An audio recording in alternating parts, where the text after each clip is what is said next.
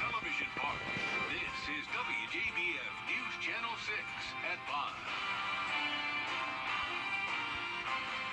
Hello, everyone. Thanks so much for joining us. I'm Jenny Montgomery. I'm Brad Means. We do appreciate it, as coverage you can count on begins with the suspect accused of assaulting a Richmond County deputy. We're going to have an update on him. News Channel 6's Chloe Salsameda, live at the Raceway gas station on Wrightsboro Road, where yesterday's situation all unfolded. Chloe, we now know that suspect has a long criminal record. That's right. Kalen Smith's record goes back to at least 2008. He's been arrested several times and even served prison time. And at the time of yesterday's hit and run, he was actually awaiting trial on drug charges. He had not gone to trial yet. I spoke with Augusta Commissioner Dennis Williams about drug crimes and reoffenders, and he says the county should try to come up with a new program to help people stay out of jail, especially if they're reoffenders. But we really should come up with some type of work program to put our young people and nonviolent offenders in, to make them more productive and to get more productivity out of the dollars that we spend in housing them in jail.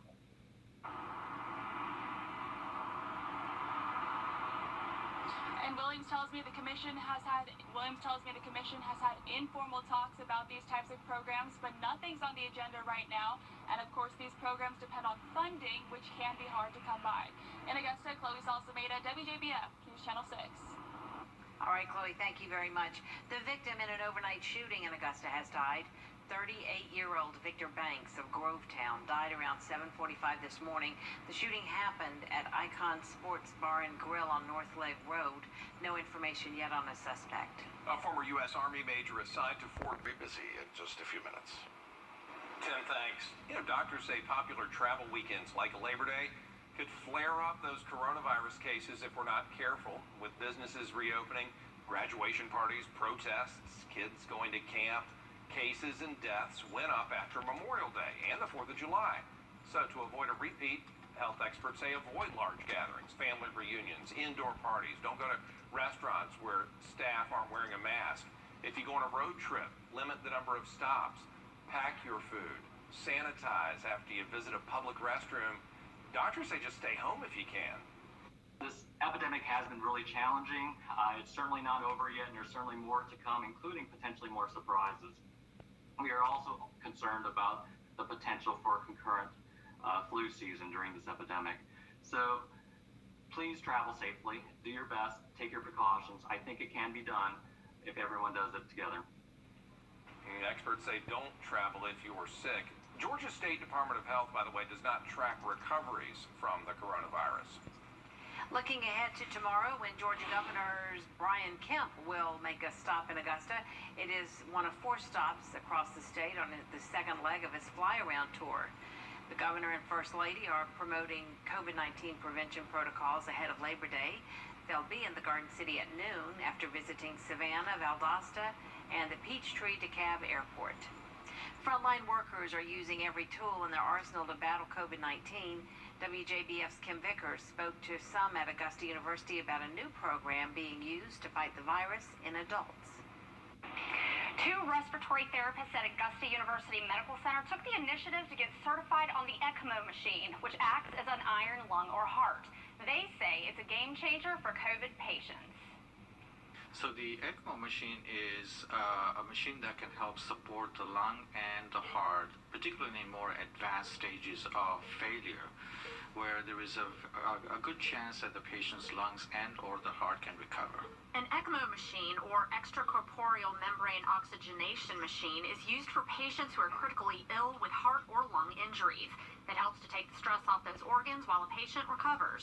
The Children's Hospital of Georgia has had a strong ECMO program for about 30 years, but until now, there was no program for adults.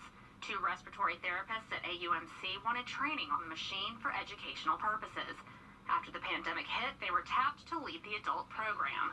One of those therapists, Stephanie Robinson, says that the machine is critical in saving critical COVID patients because the virus targets the lungs. And usually we've already maxed the ventilator support and the medications. So the very next step would be to offer the ECMO for the patients that can go on ECMO.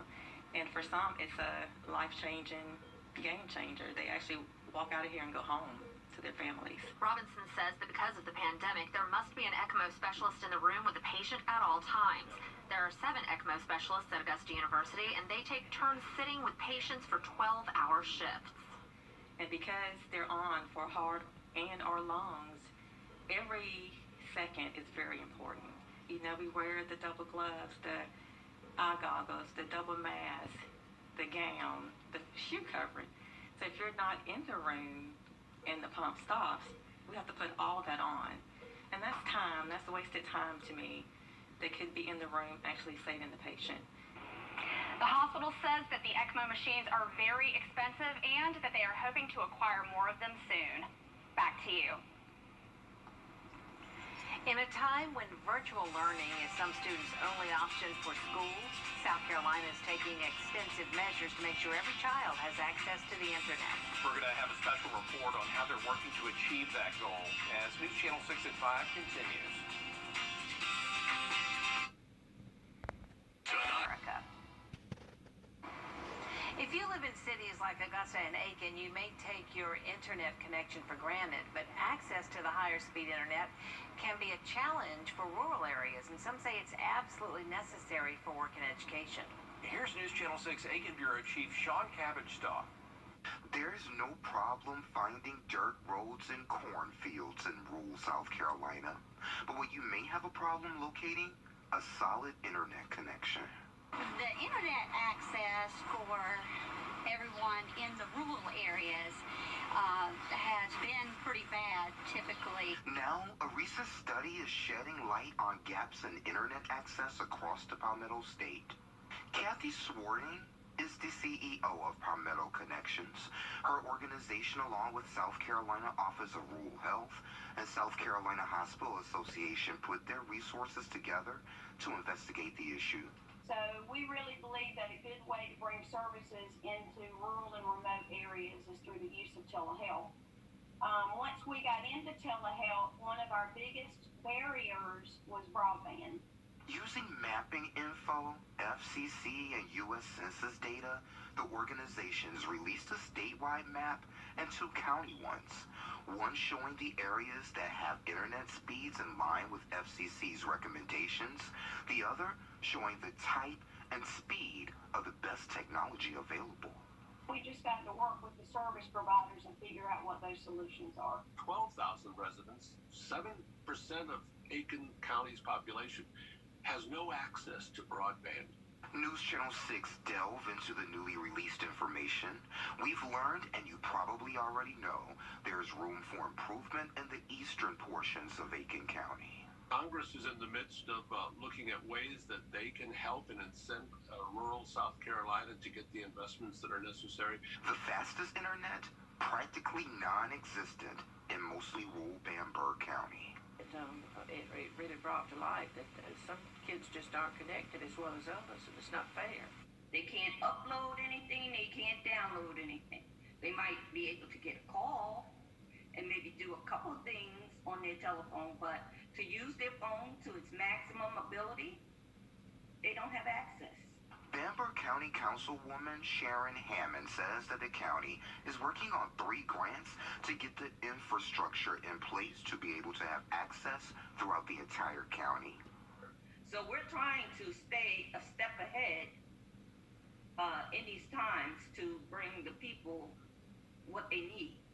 Bamberg, Allendale, and Hampton counties usually work together on projects because of the number of residents in the area. Officials might work together to help alleviate the issue.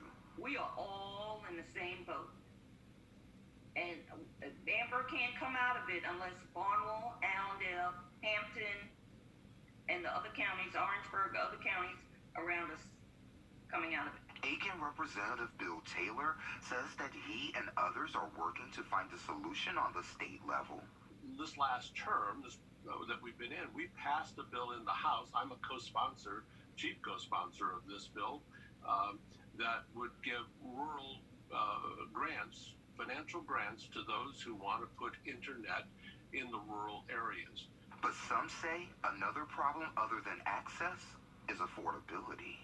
Sean Cabbage-Stock, WJBF News Channel 6. being done to make sure everybody has that access. We have much more news coming up for you right after this break. Stay with us.